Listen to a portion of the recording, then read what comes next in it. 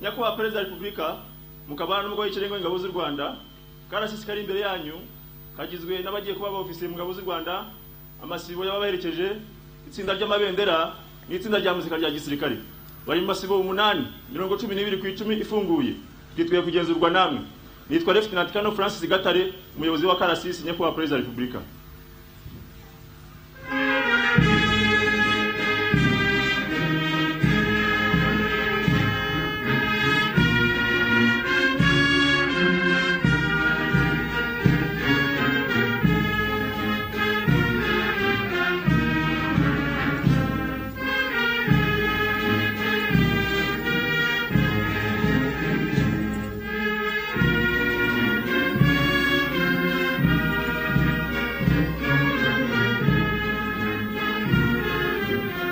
Perezida wa Repubulika, abayobozi b'amasibo.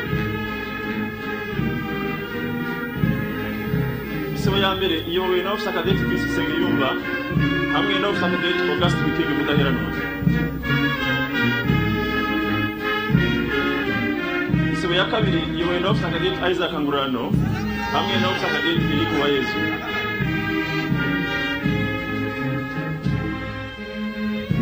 Itsinda ry'amabendera iyobowe na Captain Christian Manzi.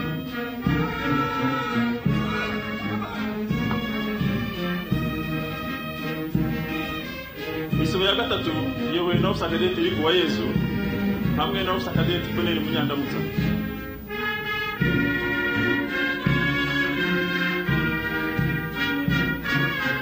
Isibo ya kane iyobowe na Officer Cadet Denise Cyuzuzo hamwe na Officer Cadet Annette Mutesi. Uwungirije ni Captain Innocent Ntaganda.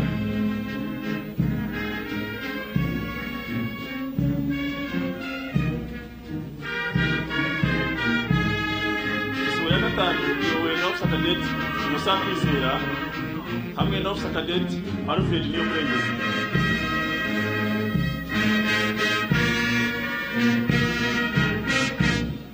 Isibo ya gatandatu iyobowe na Officer Cadet Officer Cadet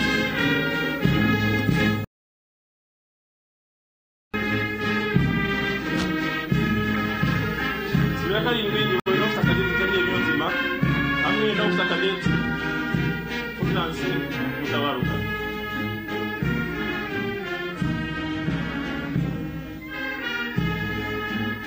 Isibo ya munani iyobowe na Officer Cadet Valens Ndayishimiye hamwe na Officer Cadet Gabriel Naminani.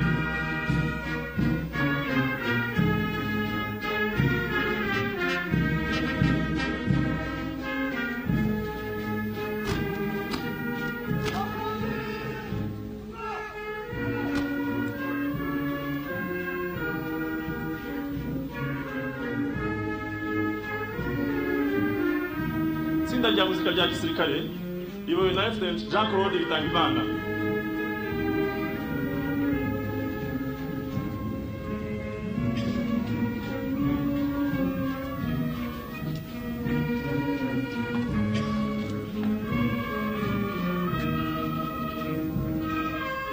Nyakubahwa Perezida wa Repubulika, igenzura yashoje. Twabasabaga ko akarasisi kereka imbere ya Nyakubahwa Perezida wa Repubulika.